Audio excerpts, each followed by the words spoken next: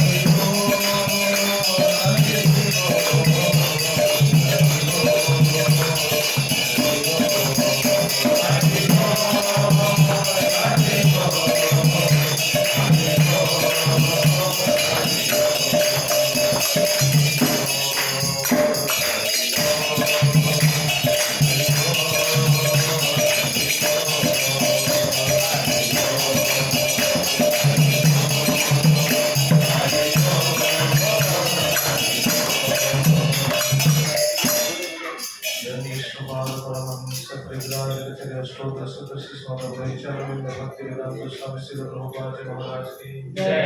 जय श्री भक्ति सिद्धांत सरस्वती ठाकुर प्रभुपाद जी महाराज की जय। अनंत कोटि वैष्णव वृंद की जय। आचार्य श्री हरिदास ठाकुर की जय। श्री रूप सनातन भट्ट रघुनाथ श्री जीव गोपाल भट्ट दास रघुनाथ सर्वभूषण वृंद की जय। से प्रभु श्री कृष्ण चैतन्य प्रभु नित्यानंद श्री अद्वैत गदाधर शिवासादि श्री गौर भक्त वृंद की जय। श्री राधा कृष्ण गोपिनाथ राधा कुंड श्यामकुंड गिरिराज गोवर्धन की जय। दास वरदान श्री वृंदावन धाम की जय। नदियानंद धाम की जय। श्री कृष्ण श्री वसंतम धाम की जय। गंगा यमुना मय की जय। वृंदे तुलसी महारानी की जय। गौर मंगल में हरिनाम संकीर्तन की जय। संकीर्तन प्रवर्तक श्री चैतन्य महाप्रभु की जय। परमदर्शी स्वामी नित्यानंद प्रभु की जय। प्रभु श्री श्री जगन्नाथ बलदेव सुभद्रा महारानी की जय। अनंत कोटि वैष्णव वृंद की जय। समवेत गौर भक्त वृंद की जय। निताय गौर प्रेमानंद ओम ज्ञानं तिमिरान्धस्य ज्ञानाञ्जनशलाकया चक्षुरुन्मिलितं येन तस्मै श्रीगुरवे नमः।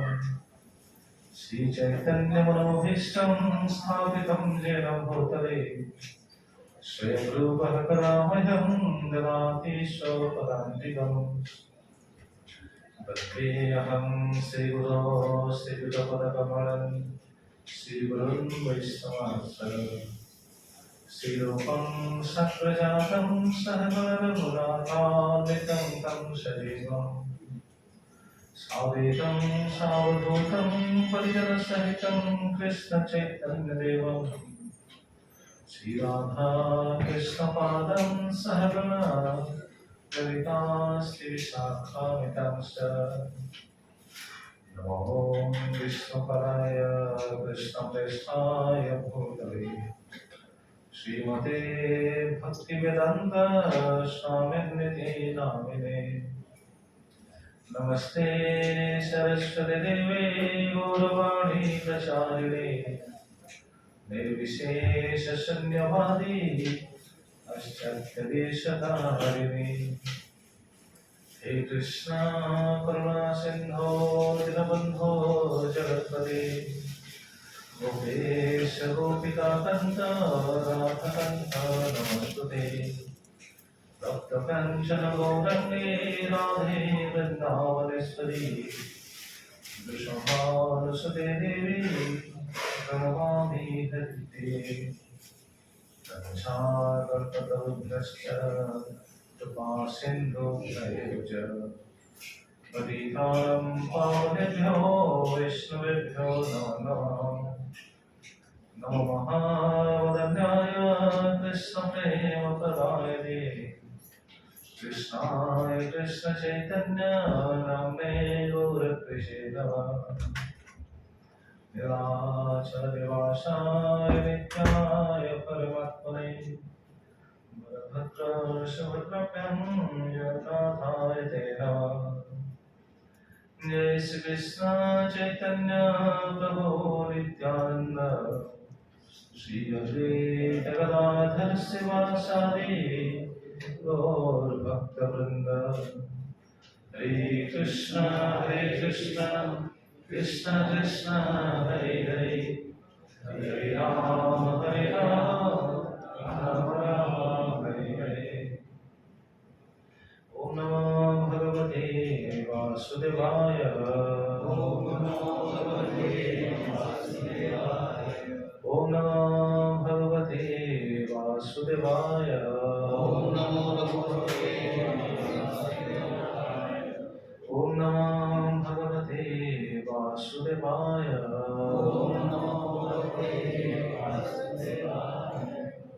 हे कृष्ण सभी भक्तों को धन्यवाद देते हुए प्रभु श्री श्री जगन्नाथ और सुभद्रा महारानी की मातृ कृपा से श्री श्री राधा गोपाल कृष्ण की मातृ कृपा से हम लोग कुछ चर्चा कर रहे हैं जगन्नाथ रथ यात्रा के बारे में और जगन्नाथ की महिमा के बारे में।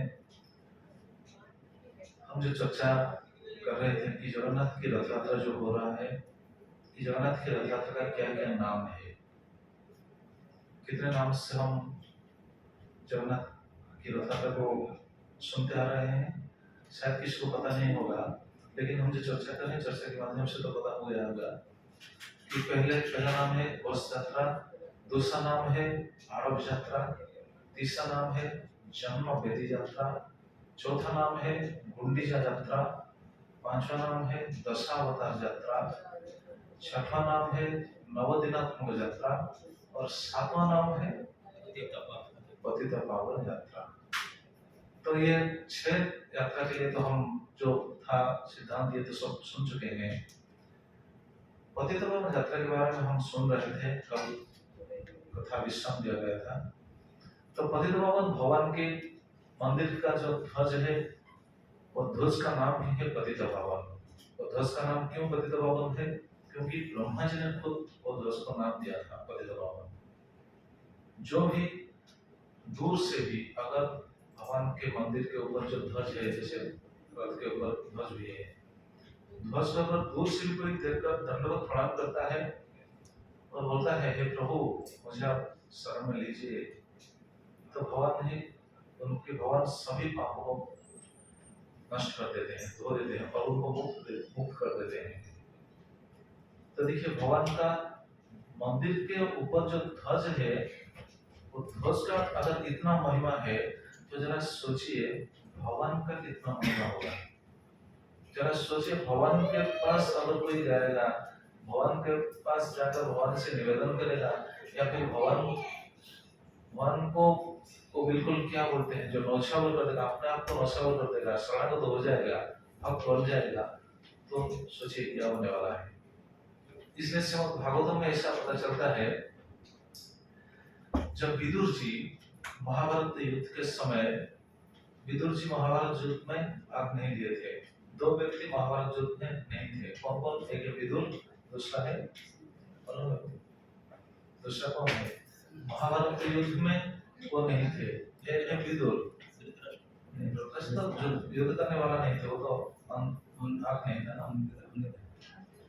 दूसरा आदमी था जो महाभारत में अंशग्रहण नहीं किए थे युद्ध में, वो है भगवान के भैया बलराम नहीं थे।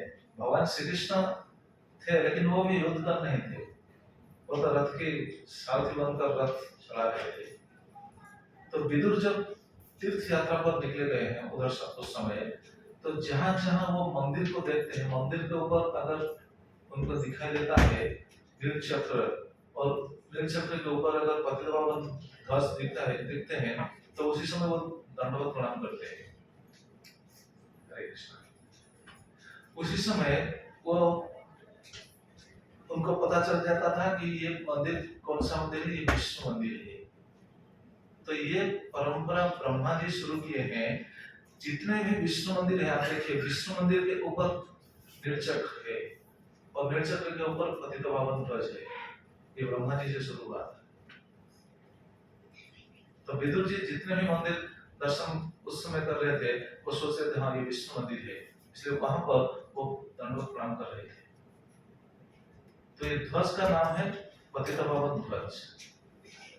और आज हम चर्चा करने वाले हैं भगवान के विग्रह का नाम भी है पतित पावन। कौन सा विग्रह? जगन्नाथ की विग्रह है।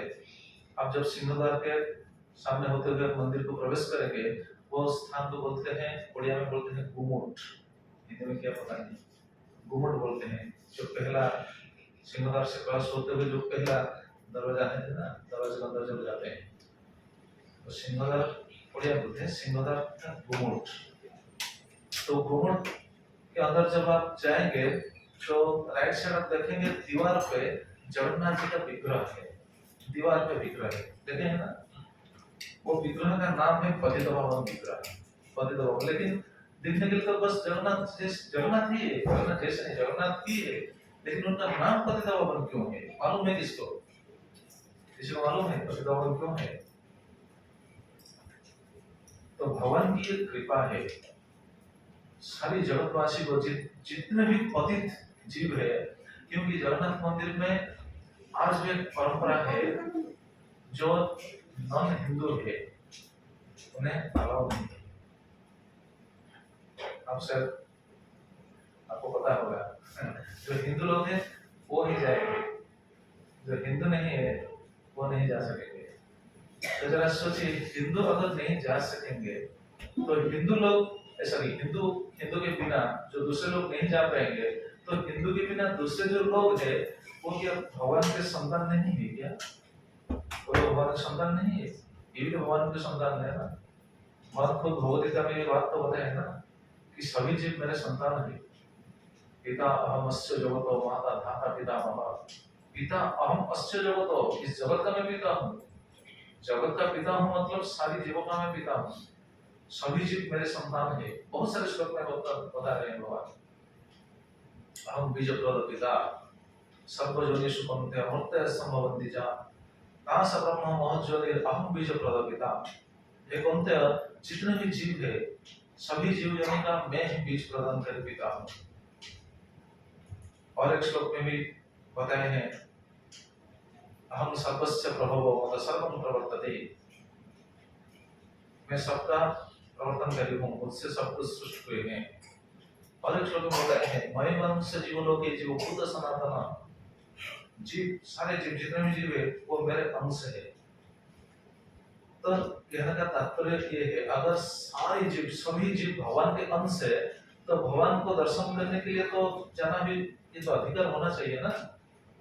लेकिन मंदिर का ऐसा नियम है जो अण हिंदू बोलते हैं, हिंदू नहीं है, वो नहीं जा सकेंगे। तो वो सब बाहर से दर्शन करने के लिए भगवान ने एक व्यवस्था किया है। वो जो दीवार पर दिखाई देते हैं जगन्नाथ जी, उनको पतित पावन कहते हैं। लेकिन क्यों उनका नाम पतित पावन हुआ, इससे पीछे एक स्टोरी है। स्टोरी नहीं, एक लीला है, पास करेंगे। भगवान एक भक्त के लिए ये लीला किए थे। कौन सा भक्त? उस समय राजा थे सेकंड रामचंद्र देव। रामचंद्र देव दो हुए। पहले एक रामचंद्र देव हुए थे, उनके बाद कुछ साल बाद सेकंड रामचंद्र देव हुए। तो उस समय राजा का गॉड गॉड कहते हैं ना, हिंदी में क्या बोलते हैं? राजा को गॉड, हम जो कहते राजा को गॉड जेमती पटक बारवाटी गॉड थिला दुर्ग। तो उस समय राजा का गढ़ या दुर्ग खोर्धा में था। बड़े लोगों को पता होगा खोर्धा कहाँ पे है। तो खोर्धा में राजा का गढ़ था। लेकिन उस समय बहुत मुसलमान शासन चल रहा था। भारत में मुसलमान शासन चल रहा था और उसी शासन के समय तो बहुत हिंदू मंदिर को सब उन्होंने तोड़ दिया। तो उस समय जो शासन चल रहा था, उस समय ऐसा था कि जगन्नाथ जी के मंदिर के ऊपर बार बार वो मुसलमान लोग आक्रमण कर रहे थे। आप शायद इस बात को मालूम होगा सभी लोगों को। तो जगन्नाथ के मंदिर के ऊपर बार बार आक्रमण कर रहे थे। जैसे आपको मालूम होगा एक नाम था कड़ा पहाड़। कड़ा पहाड़ बार बार वो आक्रमण किया था। बहुत सारे ऐसे मुसलमान थे जो बार बार मंदिर को आक्रमण कर रहे थे। क्यों? क्योंकि जगन्नाथ मंदिर बहुत समृद्धिशाली मंदिर है। स्वयं भगवान है ना, सारी ऐश्वर्य वहां पे है। तो उन्होंने बार बार आक्रमण किए थे। तो उसी समय जब सेकंड रामचंद्र देव शासन कर रहे थे, उसी समय कटक में, कटक है जो भुवनेश्वर, कटक, पुरी, कटक शहर, कटक में सूबेदार कौन थे? शुजा खान के पुत्र तकी खान। इसमें मुसलमान है। इसमें उनका राजनीति चल रहा था, वो सब राज कर रहे थे सारी भारत पे। तो तकी खान उस समय शासन कर रहे थे, सूबेदार थे कटक के। तो वो बार बार जगन्नाथ मंदिर को आक्रमण कर रहे थे, बार बार। और उनको प्रोटेक्ट कौन कर रहे थे? रामचंद्र देव, सेकंड रामचंद्र देव। तो रामचंद्र देव को प्रोटेक्ट कर रहे, लेकिन वो भी बहुत शक्तिशाली थे। लेकिन एक बार ऐसा हुआ कि तकी खान से युद्ध करते समय वो रामचंद्र देव परास्त हो गए। परास्त हो गए, तकी खान उनको बंदी बना लिया। और कटक बारवाटी दुर्ग आज भी है, देखें कोई बारवाटी दुर्ग, वहां पर ले गए, वहां लेकर बंदी बना कर रखे। लेकिन देखिए भक्त का स्वभाव कैसा है, इसलिए तो भगवान को भक्त प्यारा है। भगवान भागवत में भगवान खुद बताए हैं ना, अहम भक्त पराधीन ही स्वतंत्र द्विज, मैं भक्त के पराधीन हूँ। हालांकि गीता में वो बता रहे हैं कि मैं स्वतंत्र हूँ, मतलब परतरम नास्ति किंचित् अस्ति धनंजय, मेरे समान कोई नहीं है और मेरे से परतत्व मतलब मेरे से ऊपर कोई नहीं है। भगवान के समान अगर कोई नहीं, ऊपर कोई हो सकता है क्या? लेकिन वो खुद बता रहे हैं भागवतम में, मैं भक्त के पराधीन हूँ, मैं भक्त के अधीन हूँ, भक्त मुझे जैसा चाहेगा वैसा नचाएगा। वो तो है, भगवान की भक्त अवस्था है। तो भक्त रामचंद्र देव उस समय बंदी थे, लेकिन बंदी होते हुए भी वो सोच रहे थे कि मैं जगन्नाथ मंदिर को कैसे सुरक्षा दूं। देखिए भक्त का स्वभाव कैसा है, बंदी है, कारागृह में है, लेकिन सोच रहे हैं जगन्नाथ मंदिर को कैसे मैं सुरक्षा दूं, क्योंकि ये तो तकीखा अगर जाएगा तो मंदिर को बिल्कुल तोड़ देगा। तो उस समय उन्होंने तकीखा से निवेदन किया, देखो तुम जो भी चाहे करो, लेकिन मंदिर को मत तोड़ो।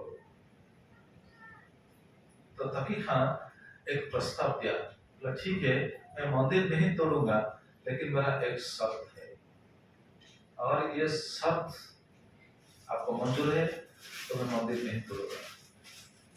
तो उस समय रामचंद्र जी बोले ठीक है, आप जो भी शर्त रखेंगे मैं इस शर्त को पालन करूंगा, मानूंगा, लेकिन मंदिर को नहीं तोड़ोगे, कुछ भी मंदिर का कोई भी नुकसान नहीं होगा। तो उस समय तकीखा क्या प्रस्ताव दिया मालूम है? तकीखा उनको प्रस्ताव दिया कि आज से तुमको मेरे बहन को शादी करना पड़ेगा। देखिए रामचंद्र देव थे हिंदू, तकीखा वो तो मुसलमान था, लेकिन वो प्रस्ताव दिया अगर मंदिर की सुरक्षा चाहते हो तो मेरे बहन से शादी तो नहीं, निकाह करना पड़ेगा। तो निकाह कहते हैं ना, निकाह करना पड़ेगा। उनके बहन का नाम था रिजिया।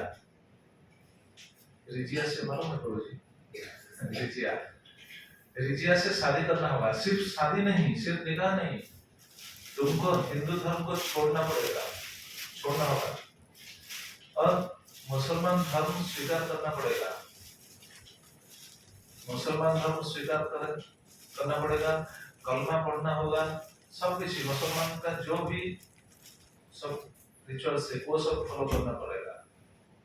तो उस समय रामचंद्र देव बोले ठीक है मैं सब कुछ करूंगा, लेकिन मंदिर का कोई नुकसान नहीं होना चाहिए। देखिए भक्त का स्वभाव कैसा है, इसलिए शास्त्र में कहा गया है धर्मो रक्षति रक्षिता। इसका मतलब क्या मालूम है?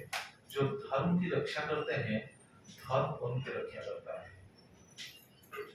धर्म रक्षित रक्षिता। आजकल तो हम धर्म छोड़ देते हैं। आजकल देखा जाए तो हर आदमी अगर अपना को देखेगा सोचेगा कि हम धर्म छोड़ चुके हैं। नहीं, धर्म को कभी भी छोड़ना नहीं चाहिए। अगर हम धर्म को पकड़ कर चले तो धर्म हमको सुरक्षा देगा। ये शास्त्र का सिद्धांत है। तो तकीखा के प्रस्ताव को स्वीकार कर लिए रामचंद्र देव, और उन्होंने बोला ठीक है मैं आपकी बहन से शादी कर लूंगा, मैं मुसलमान हो जाऊंगा, मुसलमान का सभी नीति नियम जो कुछ है मैं पालन करूंगा, कलमा पढ़ूंगा, सब कुछ करूंगा, लेकिन मंदिर का कोई भी नुकसान नहीं होना चाहिए। तो उस प्रस्ताव को स्वीकार कर दिए और उन्होंने रिजिया से निकाह कर दिए।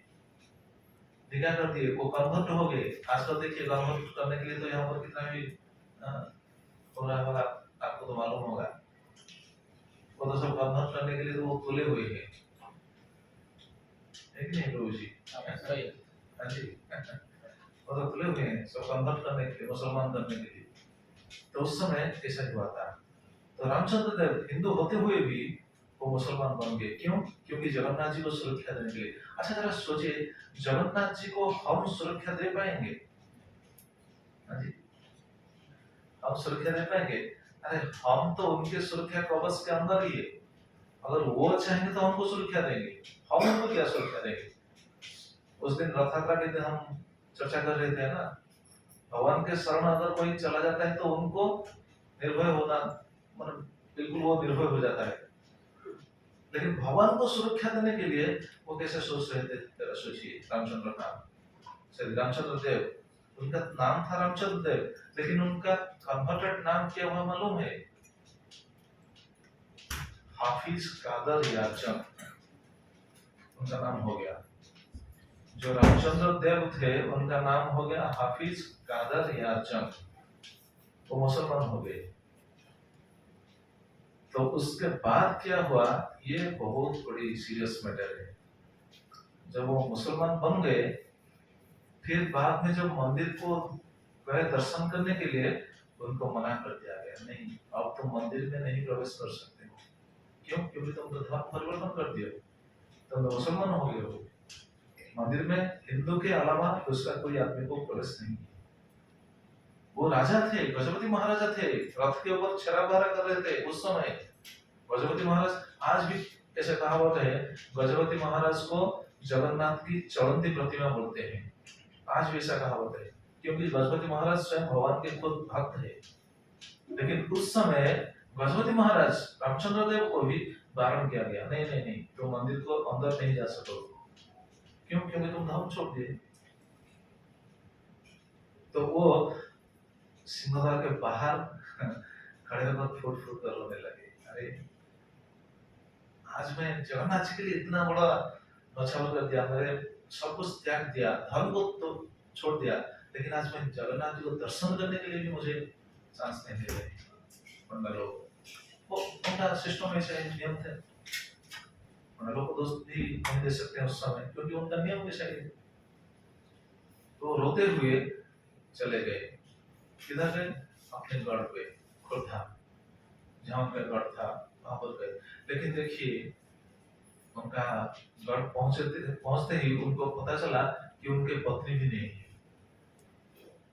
उनके पत्नी उनके 3 रानी थे। पाटरानी हिंदी में क्या बोलते हैं? पाटरानी मतलब जो मैन है, पाटरानी थे ललिता देवी, उनके पुत्र थे भागीरथी। ये सब नाम हमको याद रखना चाहिए, क्योंकि वो सब भक्त है। भगवान के लिए जो इतना बड़ा नौछावर कर सकते हैं, वो भक्त नहीं तो क्या है। और उनके लिए ही आज हम पतित पावन के रूप में भगवान को देखते हैं। ये सेकंड रामचंद्र देव के लिए ही। तो उस समय जब वो खोरठा गए, तो ललिता देवी अपने पुत्र को लेकर अपने पिता के घर चले गए थे, क्योंकि उनको भी पता चला था कि मेरा पति अब हिंदू नहीं है, वो मुसलमान हो गए हैं, और मुसलमान लड़की से उन्होंने निकाह कर दिया है, वो छोड़कर चले गए थे। और दूसरा और 2 भी रानी थे, वो भी चले गए थे। तो वहां भी उनको स्वीकार नहीं किए, लेकिन वो वहां पर रहे और जगन्नाथ जी को दर्शन करने के लिए बार बार आते थे। लेकिन जितने बार आते थे उतने बार उनको मना कर रहे थे, नहीं मंदिर के अंदर नहीं जा सकते। जरा सोचिए, आप इतना बेचैन होकर जाएंगे दर्शन करने के लिए, कोई अगर आपको बारण कर देगा, मना कर देगा, तो क्या लगेगा? आप इधर आ रहे हैं दर्शन करने के लिए, बाहर अगर कोई खड़ा है बोले नहीं तुम नहीं आ सकते, क्या लगेगा? जरा सोचिए। तो हम तो भगवान के लिए तो कुछ नहीं कर रहे हैं, बस हम दर्शन करने के लिए आ रहे हैं, लेकिन वो भगवान के लिए कितना बड़ा काम किया है। जगन्नाथ जी सेवक थे, लेकिन उनको मना कर दिया गया। तो बार बार सिर्फ फुट फुट कर रो रहे थे। और ऐसा हुआ, जगन्नाथ आप आज भी है, आपको मालूम होगा, हर एकादशी के दिन रात को महादीप उठता है ऊपर, मालूम है ना? उड़िया भक्तों को मालूम होना चाहिए। रात को एकादशी के तिथि रात को महादीप नीलचक्र के ऊपर उठेगा। वो महाचक्र जब उठता है, उसी समय पंडित लोग राजा जी के गुणगान करते थे। क्या गुणगान? भगवान से प्रार्थना कर रहे थे कि हमारी ये राजा को, जो राजा उस समय होते, उस राजा के लिए जगन्नाथ जी के पास वो प्रार्थना कर रहे थे कि ये राजा को आप चिरंजीवी करिए, आपकी सेवा में बराबर लगा रखिए। लेकिन उस समय वो राजा के नाम भी नहीं लिए, क्योंकि वो तो राजा नहीं थे, उनको बिल्कुल मना कर दिया। तो राजा का नाम नहीं लिए, उनको मना कर दिया गया। लेकिन वो बार बार जाकर लौटते थे, लेकिन बाहर खड़े होकर रोते थे। तो एक दिन पर रामचंद्र देव कितने बजे जाते थे जगन्नाथ जी को दर्शन करने के लिए? पंडित लोग तो मना कर दिया, सब लोग तो मना कर दिया, दर्शन तो नहीं हो पा रहा था। तो कितने बजे जाते थे? मालूम है कितने बजे जाते थे? रात को, जब सभी लोग सो जाते थे उसी समय।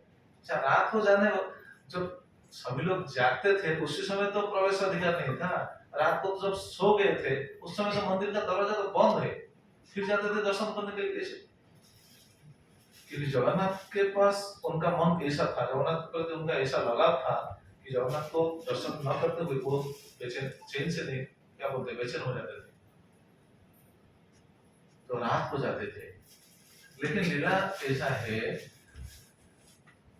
बहुत दिन ऐसा चला, बहुत दिन बीता। एक दिन एक पंडा देखा, अलौकिक बात है।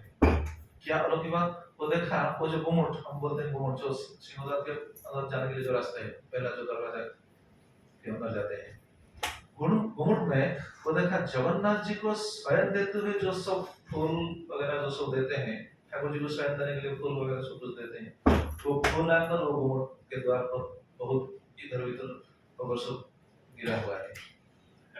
और जगन्नाथ जी के लिए जो पिलो बोलते हैं ना, हिंदी में क्या बोलते हैं, तकिया, तकिया, जगन्नाथ जी को जो तकिया देते थे वो तकिया आकर वहां गिरा है।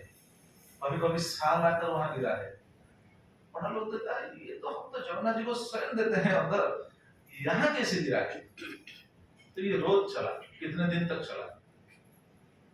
तो उन्होंने सोच पड़े, अरे क्या हो रहा है? तो उस समय एक पंडा ने, हिंदी में बोलते हैं, ओडिया में बोलते हैं अध्यापड़िया, हिंदी में कौन हो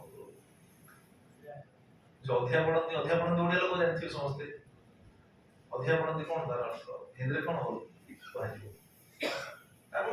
हां शरण आ जाएगा। अच्छा, मैं शरण में आना तो दूसरा बात है, तो अध्यापड़ती ओडिया लोग समझ पाएंगे। मतलब भगवान से कुछ आज्ञा पाने के लिए वो बिल्कुल अनशन में रहेंगे, बिना खाए बिना पिए अनशन में रहना, उसको बोलते हैं अध्यापड़िया, ओडिया बोलते हैं, हिंदी में क्या पता नहीं। तो एक पंडा अध्यापक के भगवान को प्रार्थना की, प्रभु ये क्या हो रहा है? तो भगवान उस समय जगन्नाथ जी उनको बोला कि देखो, तुमने मेरा भक्त को बारण क्यों माना? मेरा भक्त रोज आ रहा है मुझे दर्शन करने के लिए, लेकिन तुम लोग तो उन्हें मना करते हो। तुम तो मना कर दिया, तुम मना कर दिया, लेकिन वो मुझे दर्शन के लिए आ रहा है, दर्शन करने के लिए। ठीक है, तुम लोग मना कर दिया, वो तो ठीक है, तो रोज मैं जाता हूँ उनको दर्शन करने के लिए। जरा सोचिए, हम जगन्नाथ जी को जाते हैं दर्शन करने के लिए, लेकिन जगन्नाथ जी खुद आ रहे हैं भक्तों को दर्शन करने के लिए। तो जगन्नाथ जी खुद बताए हैं कि वो मंदिर के अंदर नहीं आ सकता, ठीक है, लेकिन मैं तो मंदिर के बाहर जा सकता हूँ ना। तुम लोग उनको मंदिर के अंदर आना बारण कर दिए हो, सिंहासन के पास आना मना है उनको, ठीक है, लेकिन मैं तो सिंहासन छोड़कर जा सकता हूँ ना उन्हें दर्शन करने के लिए, उन्हें दर्शन देने के लिए। इसलिए मैं रोज जाता हूँ दर्शन देने के लिए उनको। वो पंडा लोग हैरान हो गए, अरे बाप रे, भगवान ऐसा करते हैं रोज? और उसी समय जगन्नाथ जी ने खुद बताया, देखो मैं रोज जाता हूँ दर्शन देने के लिए उनको, और आज से मेरा ये आदेश है, जितने भी पतित लोग हैं तुम उनको क्यों बारण किए हो? क्योंकि वो पतित हो गए ना, हिंदू से मुसलमान हो गए, पतित हो गए, इसलिए तुमने मना किया हो। तो जितने भी पतित लोग हैं, मैं सारे पतित लोग को, सभी पतित लोग को दर्शन देने के लिए वहां रहूंगा, और मेरा नाम पतित पावन होगा। भगवान खुद बताए, मेरा नाम पतित पावन होगा। इसलिए जगन्नाथ जी आज भी वहां दीवार पर लिखते हैं, सभी पतित को जो मंदिर के अंदर नहीं जा सकते हैं उनको भगवान दर्शन देने के लिए वहां आकर बिल्कुल बराबर वही उसी रूप में जगन्नाथ जी को हम रत्न सिंहासन पर जिस रूप में देखते हैं उसी रूप में ये दीवार पर देखते हैं। तो उनका नाम है पतितपावन। तो देखिए भगवान कितना भक्त वत्सल तो है, वो तो ठीक है, लेकिन कितना जीव वत्सल है। हर पतित को भी कृपा करने के लिए वो आकर वहां पर रहते हैं। आज भी जो लोग अंदर नहीं जा सकते हैं वो बाहर से देखकर प्रणाम करके चले जाते हैं। भगवान प्रणाम ग्रहण करते हैं कि नहीं, स्वीकार करते हैं कि नहीं? स्वीकार करते हैं। इसलिए उड़िया में कहावत है, हिंदी में क्या बोलते हैं पता नहीं, उड़िया में कहावत है, भावों को निकट अभावों को दूर। हिंदी में क्या बोलते हैं, जो भाव, जिनका भाव है उनके लिए वो सुलभ है। इसका अर्थ यही है, जिनका भाव है उनके लिए वो सुलभ है, जिनका भाव नहीं है उनसे बहुत दूर है। इसका अर्थ यही हो। तो अगर कोई भी भाव से भगवान को दर्शन करने के लिए जाएगा, अंदर नहीं जा सके कोई बात नहीं, लेकिन बाहर खड़े होकर भी दर्शन कर सकता है। तो देखिए जगन्नाथ जी को पतितपावन, जगन्नाथ के मंदिर के ध्वज को बोलते हैं पतितपावन ध्वज। वो पतितपावन ध्वज को बाहर अगर दूर से भी दर्शन कर प्रणाम किया हो, अगर कोई प्रणाम करे तो वो भी फल पा जाता है। और मंदिर के सामने आकर अगर दरवाजे पर जगन्नाथ जी को पतितपावन के रूप में अगर कोई दर्शन करे तो वो भी प्रभाव पा सकता है। तो ये यात्रा भी पतितपावन यात्रा है। यात्रा क्यों पतितपावन? देखिए जगन्नाथ जी भक्तों को कैसे प्रेम करते हैं, सभी लोग को कैसे प्रेम करते हैं। आज मैं बोल रहा था उनके घर में गए थे, कौन बोल रहे थे, वस्त्र लोग के घर गए थे। वहां मैं बता रहा था कि भगवान जीव को कितना प्रेम करते हैं, जीव को, भक्त को नहीं। भक्त को तो प्रेम करते हैं, और हम भक्त पराधीन ये तो बोलते हैं, लेकिन जीव को, हर जीव को कितना प्रेम करते हैं मालूम है? इस जगत में प्रेम शब्द हम सब सुनते हैं प्रेम, लेकिन प्रेम शब्द कभी भी कहां भी नहीं दिखता है। प्रेम नहीं दिखता, प्रेम एक जगह पर दिखता है। कहां? जो माँ अपने बच्चे को प्रेम करता है, स्नेह करता है। देखिए माँ जी प्रेम करते हैं बच्चे को, सभी माँ जो बच्चे को प्रेम करता है वो है निष्काम प्रेम। कोई मतलब क्या बोलते हैं, बाद में कुछ मिले ऐसा नहीं, ऐसा सोचकर नहीं, वो स्वाभाविक है। ये जो माँ का जो प्रेम है अपने बच्चों के प्रति, उससे करोड़ गुण ज्यादा प्रेम है भगवान के जीवों के प्रति। जरा सोचिए, तो भगवान जीव को कैसे प्रेम करते हैं? क्यों? क्योंकि भगवान भी चाहते हैं हर जीव मुझसे बिछुड़कर इस जगत में बहुत दुख में है। तो भगवान चाहते हैं सभी जीव मेरे पास आ जाए। इसलिए तो भगवान खुद बताए है ना, सर्वधर्मान् परित्यज्य माम् एकं शरणं व्रज। बार बार गीता में बार बताते हैं। क्या बताते हैं? मनमना भव मद्भक्तो मज्जायि मां नमस्कुरु। मुझे प्रणाम करो, मेरा भक्त बनो, मेरा चिंतन करो, मुझे सब कुछ अर्पण करो। अगर ऐसा करोगे तो निसंदेह तुम मुझे नाश करोगे, मेरा धाम को वापस नाश करोगे। तो भगवान ने इसे अभयवाणी दिया है। तो इससे पता चलता है कि भगवान सभी जीवों को कैसे प्रेम करते हैं।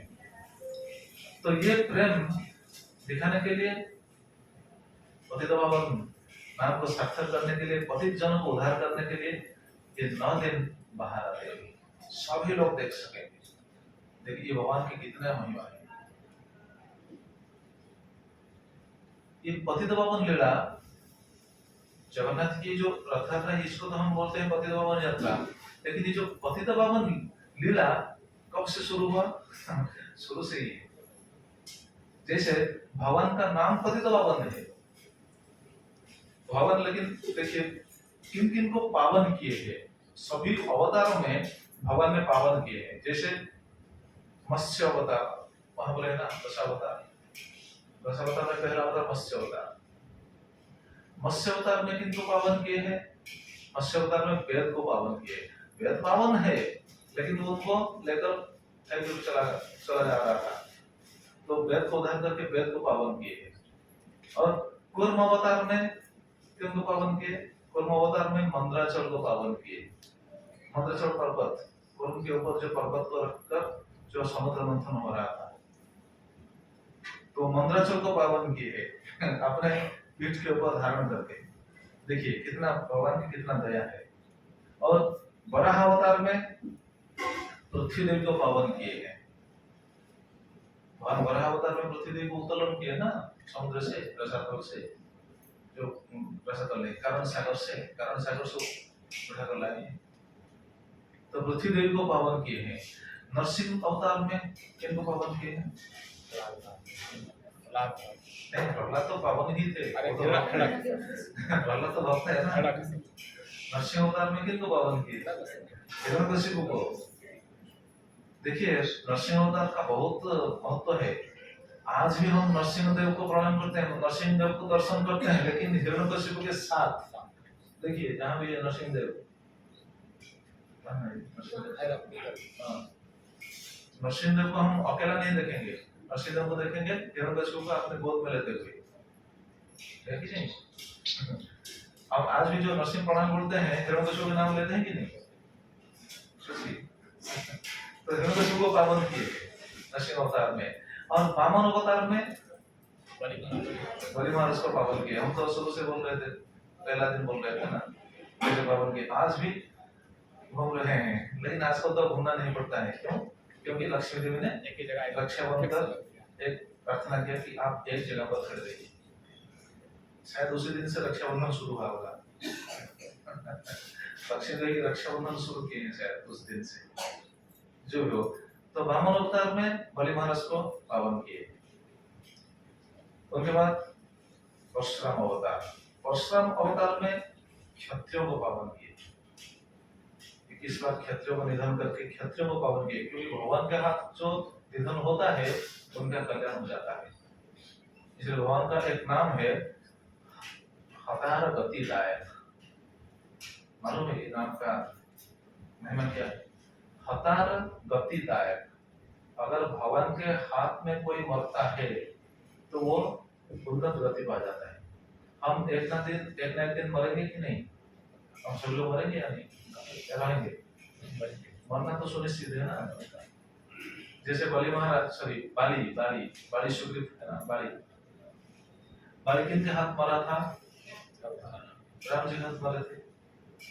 जब राम जी ने प्राण छोड़ा था, बलि महाराज तो प्राण त्याग दिए, लेकिन प्राण त्यागने के पहले वो तो बहुत कष्ट हो रहा था। उसमें बहुत कष्ट से राम जी को बहुत कड़ा वचन बोल दिया।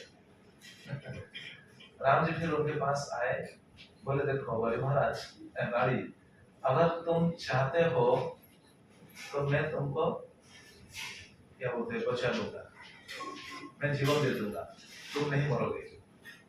तुम चाहते हो, जीने के लिए चाहते हो, तो मैं जीवन दे दूंगा। उस समय बाली क्या बोला मालूम है? बाली बोला, प्रभु मैं आज आया था मरने के लिए, क्योंकि बाली के पत्नी का नाम क्या है मालूम है? बाली के पत्नी का नाम है तारा, जो है सती के लिस्ट में उनका नाम आता है।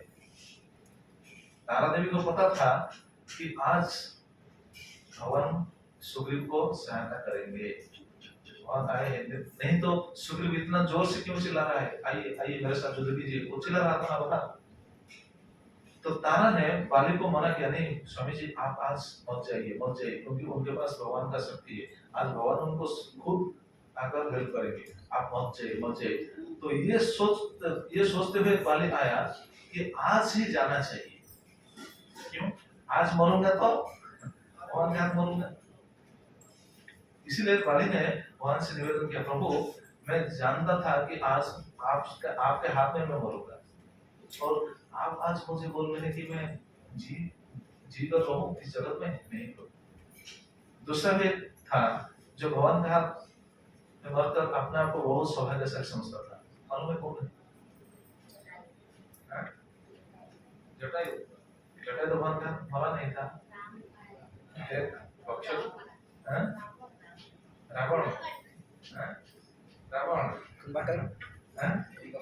कुंभकर्ण।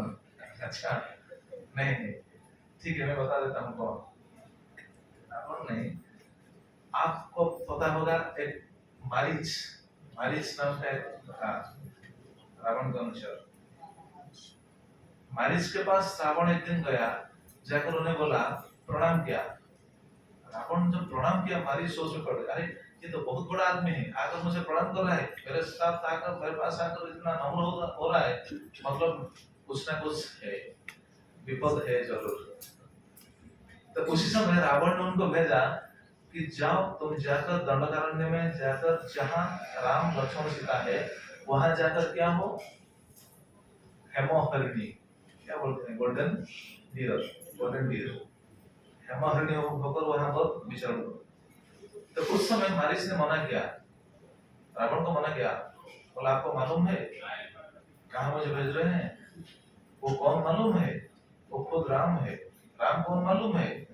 रावण क्या समझता था, राम एक नर है, मानव है, लेकिन मारीच ने उनको समझाया नहीं नहीं, राम मानव नहीं है, राम खुद भगवान है।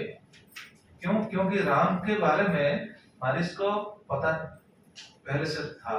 कैसे पता चला था, जब राम गए थे, विश्वामित्र राम लक्ष्मण को लेकर गए थे, पहले विश्वामित्र जब यज्ञ कर रहे थे उस समय असुर लोग आकर इस यज्ञ में विघ्न करते थे, उस यज्ञ को मतलब क्या बोलते हैं, तोड़-फोड़ करते बहुत विघ्न करते थे।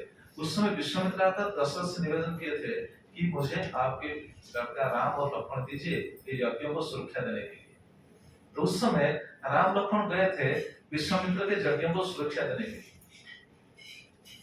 तो मारीच ये बात बता रहा है कि देखो मुझे पता है राम कौन है, राम कौन है, वो भगवान है। मारीच को कैसे पता था, क्योंकि उस समय भगवान कर रहे थे यज्ञ को सुरक्षा देने के लिए, उस समय कौन कौन आते थे असुर यज्ञ में विघ्न करने के लिए, मारीच, सुबाहु, ताड़का, ऐसे असुर आते थे। लेकिन भगवान राम ने एक एक बाण से एक एक असुर को विनाश कर दिया उस समय, जैसे कि मारीच, सुबाहु, ताड़का, ये सबको वध कर दिए, लेकिन मारीच को वध नहीं किए उस समय। पता है आपको, मारीच को वध नहीं किए थे, मारीच को ऐसे बाण मारे जो बाण का सामने वाला क्या बोलते हैं, मुनिया साफ नहीं था, बाण का अगला भाग साफ नहीं था, बस ऐसा ही था। तो वो बाण जाकर जब मारीच को लगा, मारीच वहां से 100 योजन दूर गिरकर पड़ा, लेकिन मरा नहीं, वहां से वो लड़कर चला गया। अरे बाबा ये तो भगवान है, मैं बच गया, ऐसा सोच कर वो चला गया। जब रावण ने उन्हें भेजा कि जाओ तुम सुवर्ण हरिण का रूप धारण करके वहां पर विचरण करो, मारीच ने उससे मना किया, बोला नहीं नहीं मैं नहीं जाऊंगा। क्यों, अरे उस समय तो गया था, अभी जाऊंगा तो मुझे नहीं छोड़ेंगे, बिल्कुल मार देंगे। रावण ने बोला देखो अगर तुम नहीं जाओगे तो मैं तुम्हें मार दूंगा। उससे मारीच बोला अरे ये तो बहुत बड़ा विषम स्थिति है, मैं अगर नहीं जाऊंगा तो मरूंगा, अगर जाऊंगा तो मरूंगा। इससे क्या है, क्या पता चलता है, मरना सुनिश्चित है। मरना अगर सुनिश्चित है तो किसके हाथ में मरना ठीक है, ये रावण के हाथ में क्यों मरूं, ये तो असुर है, रावण के हाथ में मरने से क्या फायदा होगा क्या, अगर मरना सुनिश्चित है तो जाकर राम के हाथ में मरूं, ऐसा सोचते हुए आया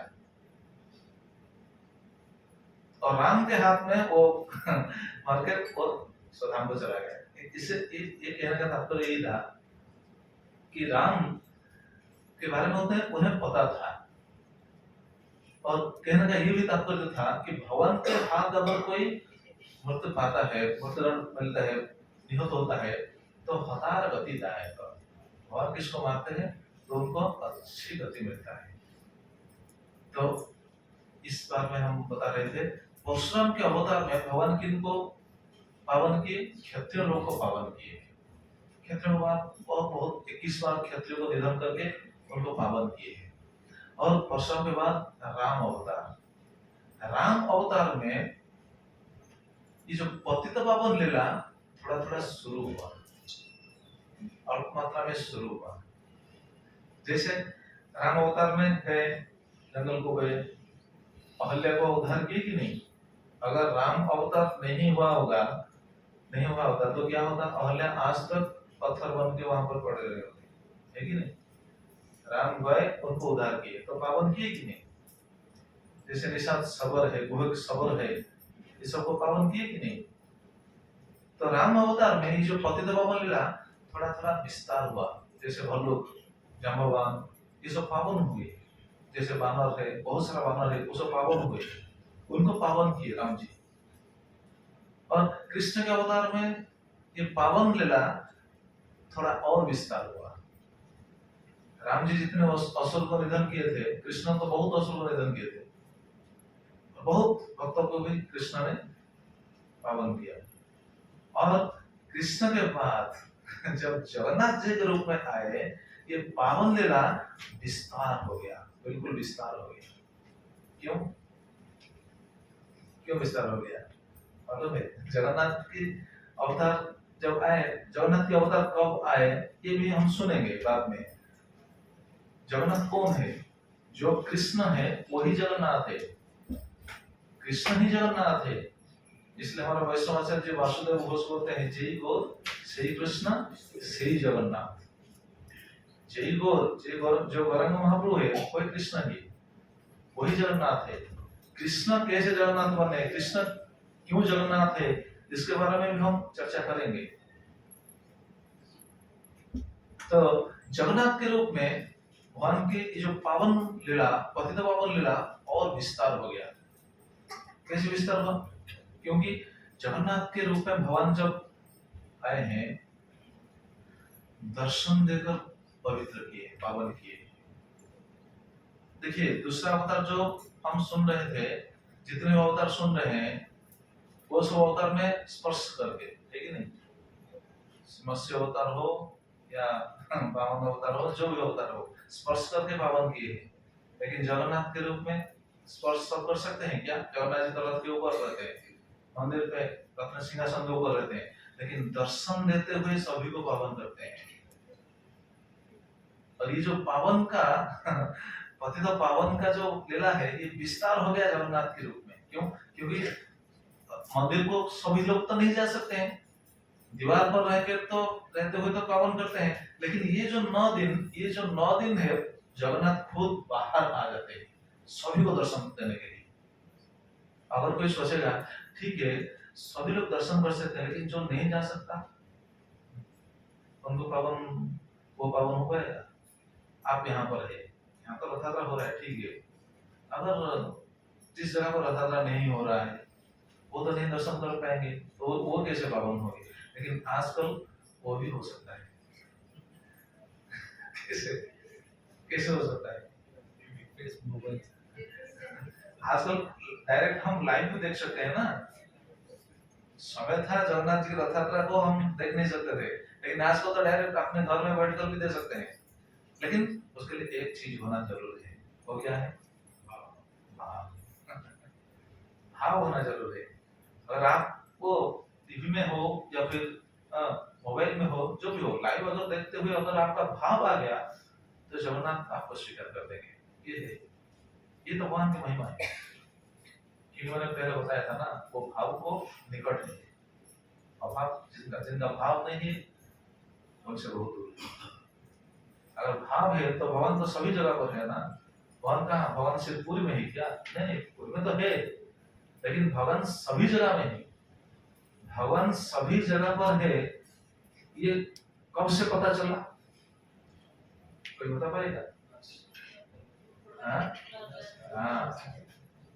प्रहलाद महाराज जब भगवान को, नरसिंहदेव को प्रकट किए थे, प्रहलाद महाराज ने उनको प्रकट कराया, उसी समय से पता चल गया कि भगवान सभी जगह पर है। इसलिए बहुत सुंदर एक वाक्य है, सिया राम कथा कितनों ने लिखी, पर तुलसी जैसी मर्यादा कहाँ, नरसिंह बसे प्रति खंबन में, पर काढ़न को प्रहलाद कहाँ। नरसिंह प्रति खंबन में है, प्रति स्तंभ में है, लेकिन बाहर करने के लिए प्रहलाद होना चाहिए। तो जो भी हो, लेकिन इससे पता चलता है कि भगवान सभी जगह पर है। तो जगन्नाथ के रथयात्रा वहां हो रहा है, लेकिन कोई भाव से भी अगर अपने घर में, मोबाइल में हो या फिर टीवी में हो, देखकर अगर वो भाव में देखता है तो वो भी भगवान की कृपा पा जाएगा।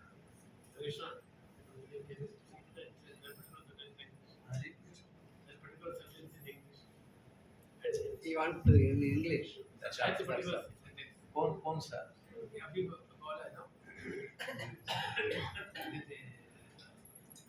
इंग्लिश में मैं इतना फ्रिक्वेंटली नहीं बोल पाऊंगा, हिंदी तो मैं इतना फ्रिक्वेंटली नहीं बोल पा रहा हूँ। तो जगन्नाथ जी हर जगह पर है, जगन्नाथ ही situated everywhere. Narasimha Bhagavan, he say now Narasimha Bhagavan in everywhere, no? So Oh. if there is a Bhakta Prahlad, yeah. Narasimha बसे प्रति खंबन में, पर कारण तो प्रहलाद का नाम। तो नरसिंह भी situated in every pillar, but if we want to see him, so we have to Prahlad. तो प्रहलाद जैसा भक्ति अगर हमारे पास हमारा अंदर है, so we can see everywhere Nrsimha, we can see everywhere Bhagavan, we can see everywhere Lord, but we have to हमारा क्या बोलते हैं, inside our heart we have devotion without devotion we cannot see। और devotion है तो भगवान को हम देख पाएंगे। इसलिए हम बोलते हैं क्या बोलते हैं, प्रेमांजन चरित भक्ति विलोचनेन संत सदैव हृदय सुलभयन्ति। संत जो साधु है, जो डिवोटी है, वो डेली रोज देखते हैं भगवान को। कैसे? प्रेमांजन चरित भक्ति विलोचनेन। इस चक्षु में हम नहीं देख पाएंगे, लेकिन इस चक्षु में देख पाएंगे अगर प्रेम के अंजन लगे रहेंगे। प्रेम के अंजन अगर आंख में लग जाएगा तो देख पाएंगे। तो प्रेम अंजन कहाँ मिलेगा? लूलो मार्केट में। प्रेम का अंजन कहाँ मिलेगा? प्रेम का अंजन मिलेगा साधु से। धोखा देंगे, साधु देंगे प्रेम का अंजन। तो चलो, ये भगवान की लीला है। इसलिए जो पतितपावन यात्रा है, भगवान की यात्रा पतितपावन नाम से ऐसा विख्यात है, क्योंकि बाहर जगन्नाथ आते हैं सभी पतित को दर्शन देकर कृपा करने के लिए। और उससे भी और पतितपावन लीला है जगन्नाथ से, मालूम है कौन? कोई बता पाएगा? सच्चिदानंद गौरांग महाप्रभु, क्योंकि गौरांग महाप्रभु के अवतार ही पतितपावन अवतार है। इसलिए तो मैं पहले बोल रहा था ना, जय गौर श्री कृष्ण श्री जगन्नाथ।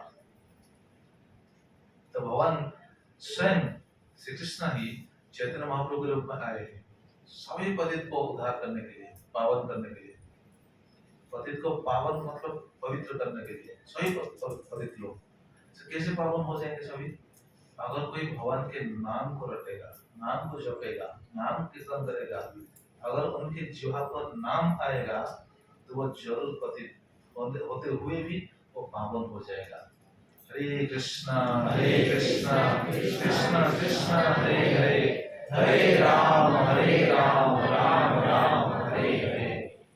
अगर कोई भगवान का नाम लेगा तो वो जितना ही पतित हो लेकिन वो पावन हो जाएगा। क्यों? क्योंकि भगवान के नाम का शक्ति ऐसा है।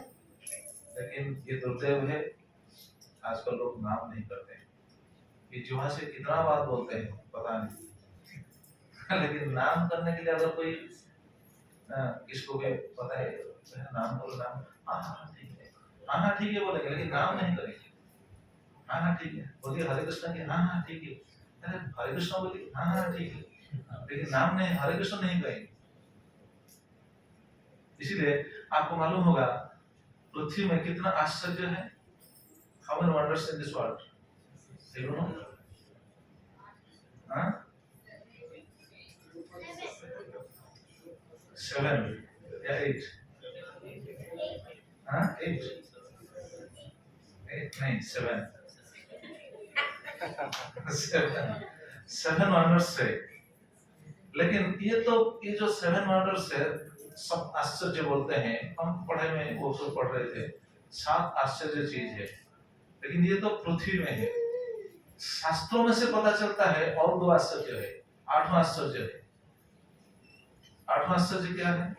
8 वंडर क्या है पता है किसको? 8वां माता जी मालूम है? 8 वंडर प्रभु जी सभी को मालूम है। अगर मैं उच्चारण करूंगा तो पता चल जाएगा। अरे हाँ महाभारत में है। 8वां आश्चर्य क्या है? महाभारत में है, जब युधिष्ठिर महाराज जाकर धर्मवक से मिले। धर्मवक युधिष्ठिर महाराज से पूछा ना, इस जगत में आश्चर्य क्या है? युधिष्ठिर महाराज उस समय बोले कि आश्चर्य क्या है? क्या आश्चर्य मालूम है? उन्होंने बताया था, अहने अहने भूतानि गच्छन्ति जम मंदिरे शेषा स्थावरम इच्छन्ति किम आश्चर्यतः परम्। ये धर्मराज युधिष्ठिर का वाक्य है, महाभारत में ऐसा वर्णन है। अहने अहने भूतानि गच्छन्ति जम मंदिरे, अहने अहने डेली डेली कितना जीव मरते हैं पता नहीं, किसके पास वो हिसाब नहीं मालूम है कितना लोग मरते हैं। भारत में तो पता है, आजकल जो क्या बोलते हैं, जो सेंसस डिपार्टमेंट है ना, जनगणना डिपार्टमेंट है, उस जनगणना डिपार्टमेंट से पता चलता था कि हाँ कितना लोग मरते हैं भारत में। कम से कम जानना चाहिए, भारत में एक मिनट में कितना लोग मरते हैं मालूम है? एक मिनट में, हाँ जी, 60,000 नहीं, एक मिनट में आप जो बोले वो एक दिन में, लेकिन एक मिनट में सेंसस डिपार्टमेंट से पता चलता है एक मिनट में 14 लोग मरते हैं और एक मिनट में 34 लोग जन्म लेते हैं, इसलिए तो हमारा पॉपुलेशन बढ़ जाता है। मतलब एक मिनट में 20 बढ़ जाता है। अच्छा, ये सेंसस डिपार्टमेंट से पता चलता है कि कितना लोग मरते हैं, कितना लोग जन्म लेते हैं, लेकिन कोई भी बता नहीं पाएगा कितना मस्किटो मरते हैं, कितना मस्किटो जन्म लेते हैं, कितना आंट को हिंदी में क्या बोलते हैं?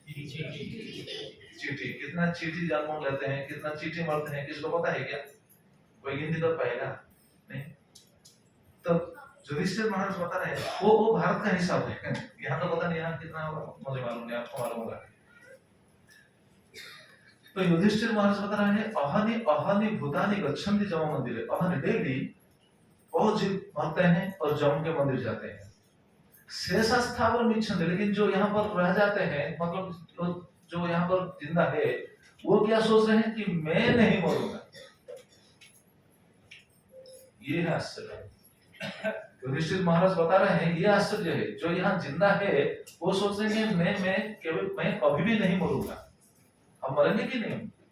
मरेंगे, लेकिन सोच रहे हैं क्या? मैं नहीं मरूंगा।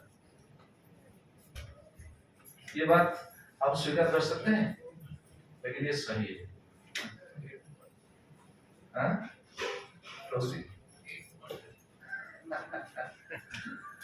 हम सभी मरेंगे, लेकिन किसी को क्या बोलते हैं, विश्वास नहीं, हाँ मैं बस जी कर रहूंगा बहुत दिन।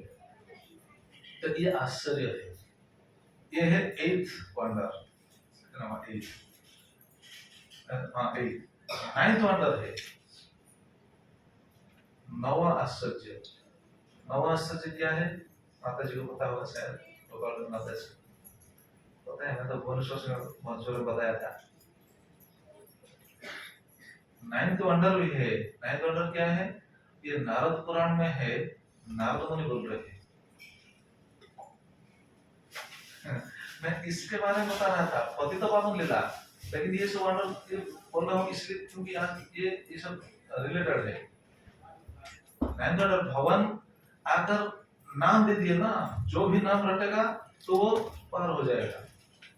नाम से क्या है? जैसे भागवतम से पता चलता है, माँ देवहूति भवन कपिल देव से जब प्रार्थना कर रहे हैं, उस समय वो बता रहे हैं, अहो वत्सोपचो अतो वरियान जब जिह्वाग्रे वर्तते नाम तुभ्यम देवोस तपोस ते जिह्वो सस्नुत अर्च्या ब्रह्मा नुजुर नाम गणन्ति येते।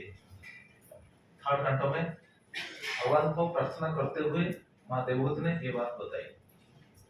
अहोवत स्वपच अतो गरियान, देखिए पतित से कैसे गरियान हो जाता है। अहोवत स्वपच, स्वपच किसको बोलते हैं? स्वपच। स्व मतलब कुत्ता, पच मतलब कुत्ता को जो खाता है, मतलब ऐसे भी जीव है, ऐसे मनुष्य है जो कुत्ते के मांस को भी खाते हैं, है कि नहीं? यहाँ तो है कि नहीं मुझे मालूम नहीं, लेकिन बहुत सारे हैं, आप सर्च कीजिए यूट्यूब पे मिल जाएगा। जो कुत्ते के मांस को खाते हैं उनको बोलते हैं स्वपच। स्वपच भी स्वपच कितना पतित होगा जरा सोचिए, क्योंकि कुत्ते को स्पर्श करना ही अपवित्र हो जाता है। ऐसे भारत में ऐसा कहावत है, और ये सही है, कहावत नहीं, ये सही है। महाभारत से ऐसा पता चलता है। आजकल तो लोग ये सब नहीं माने, और कुत्ते को काट कर उनका मांस भक्षण करना ये तो बिल्कुल पतित है। लेकिन कुत्ते का मांस खाने वाला भी अगर भगवान के नाम रख लेगा, माँ देवभूति ऐसे बताए हैं, अहोबत स्वपचो अतो गरियान, वो सर्वश्रेष्ठ हो जाएगा, गरियान हो जाएगा अगर नाम रख लेगा। कैसे गरियान हो जाएगा? अहोबत स्वपचो अतो गरियान, जब जिह्वा करे वर्तते नाम तुभ्यम। हे प्रभु, अगर उनके जिह्वा के अग्रभाग में अगर आपका नाम आ गया, अगर वो आपका नाम रट लेगा तो वो पवित्र हो जाएगा। जरा सोचिए नाम का महिमा कितना है। कैसे पवित्र हो जाएगा? तेपुस तपस्ते जुहुगु सस्नो अर्ज्य ब्रह्मा अनुसत नाम गृणति जेते, वो सारी तपस्या का फल उनको मिल गया होगा, मिल जाएगा। अगर कोई एक नाम रट लेगा तो जितने भी तपस्या का फल है, सभी तपस्या का फल नाम में है। अगर कोई नाम लेगा तो जितने तीर्थ यात्रा है, जितने तीर्थ है, सारे तीर्थों का फल नाम से है। और कोई नाम ले रहा है तो शास्त्र अध्ययन का फल, जितना शास्त्र है सभी शास्त्र के अध्ययन का फल नाम में है।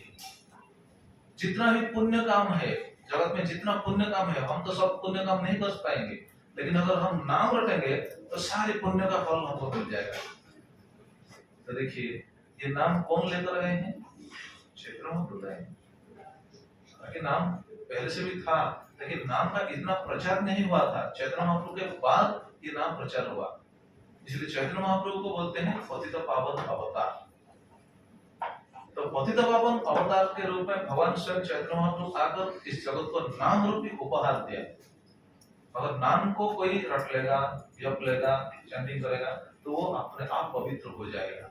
हरे कृष्णा कृष्ण कृष्ण हरे हरे, हरे राम राम राम हरे हरे। लेकिन 9th वंडर क्या है? नारद ने बता रहे हैं। नारद पुराण में नारद ने बता रहे हैं, देखिए 9वां आश्चर्य क्या है? ना सुलभम भगवत नाम, भगवान के नाम सुलभ है। नाम करने के लिए पैसा खर्च करना पड़ता है? नहीं। नाम करने के लिए पैसा खर्च करना पड़ता है? नहीं। नाम करने के लिए परिश्रम करना पड़ता है? नहीं। नाम करने के लिए परिश्रम बहुत मेहनत करना पड़ता है क्या? नहीं। नाम करने के लिए समय बर्बाद होता है क्या? नहीं। नाम करने के लिए हम हमारे जिह्वा से नाम करेंगे या फिर दूसरे जिह्वा लाकर नाम करेंगे? सोचिए। सुलभं भगवत नाम जिह्वाचा वशवर्तिनी।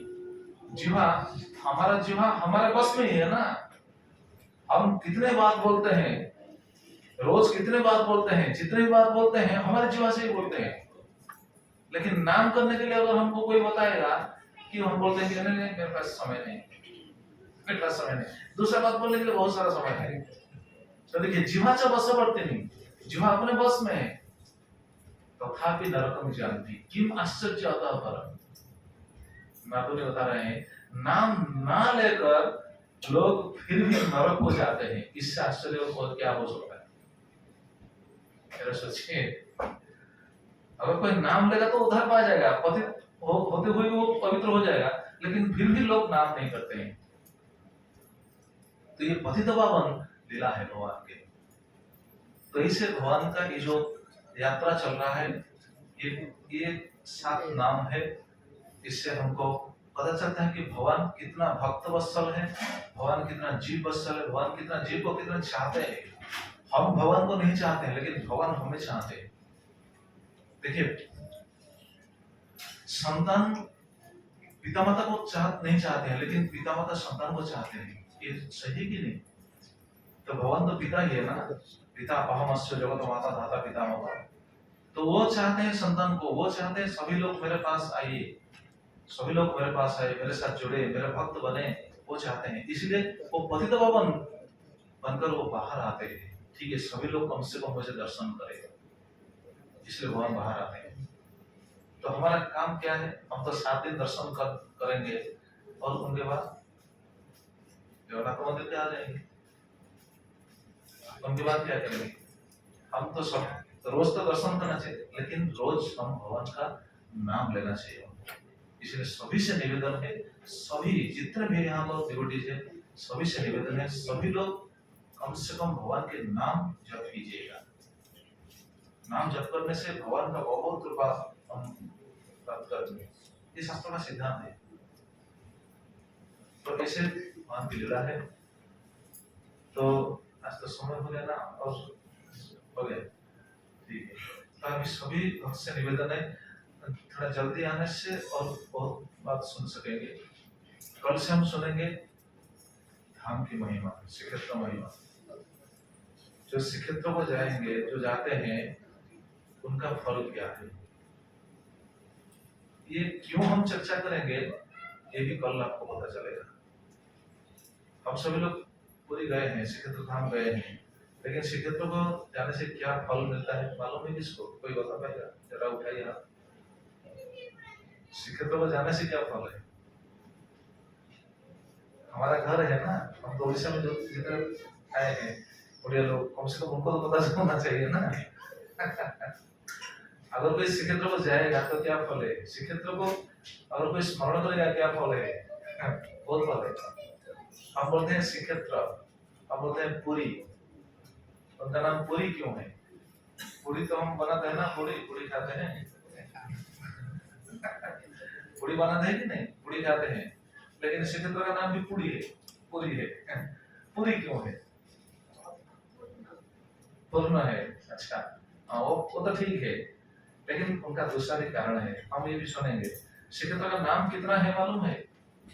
जो बोलते हैं पुरी धाम, श्रीक्षेत्र धाम, इनका नाम कितना नाम है? जैसे रथयात्रा का नाम हम सुने हैं 7 नाम है, जैसे पुरी का कितना नाम है मालूम है? वो तो है, कितना है नाम बताना जरूरत नहीं, मैं तो कल नाम बताऊंगा कितना नाम है। इसलिए धाम श्रेष्ठ है। भारत में ऐसा कौन सा धाम नहीं जिसका इतना नाम है? पता है माता जी कितना नाम है पुरी धाम का? हाँ, नहीं नाम कहे रहते हैं, कितना नाम है पुरी धाम का, कितना नाम है? ठीक है, हम कल सुनेंगे कल, इसको स्किप कर देंगे। सुनेंगे। तो इस सीरीज में आपको बहुत सारी कथा सुनने के लिए मिलेगा, बहुत सारी जानकारी मिलेगा। कम से कम ये जानकारी मिलने के बाद अगर हम पूरी धाम जाएंगे तो हमको बहुत क्या बोलेंगे, बहुत आनंद मिलेगा और बहुत क्या बोलते हैं, प्रेम से दर्शन करेंगे। अगर कोई नहीं जा पाएगा, ये भी अगर कोई नहीं जा पाएगा, वो भी अपने आप को कोसते हुए नाम करेगा, भगवान को स्मरण करेगा। अगर वो महिमा को जानेगा, है कि नहीं प्रभु जी? महिमा को, अगर इतना बड़ा महिमा है, अगर हमको पता चल जाएगा, तो अगर हम नहीं जा पाएंगे तो अपने आप को कोसेगा, अरे मैं नहीं जा पा रहा हूँ। तो वो जो अनुताप बोलते हैं, रिपेंट, अनुताप अग्नि में वो जलकर भगवान का नाम करेगा। नाम करने से भाव आएगा। तो कल से हम सुनेंगे श्रीक्षेत्र की महिमा, और बाद में बहुत सारा टॉपिक है, बहुत सारा लीला भी है, सुनेंगे जगन्नाथ जितना लोग लेंगे। लेकिन सभी से निवेदन है जल्दी आने की कोशिश कीजिएगा। कल तो यहाँ हॉलीडे है शायद, कल परसों 2 दिन तो हॉलीडे है, तो कल परसों थोड़ा जल्दी आने की कोशिश कीजिएगा सभी लोग। ठीक है, हरे कृष्णा।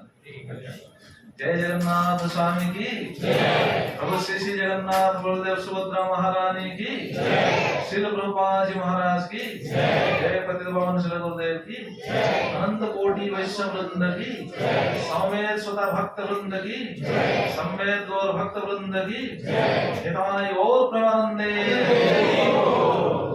हरे कृष्ण। किसी का कोई प्रश्न है क्या आज के टॉपिक को लेकर?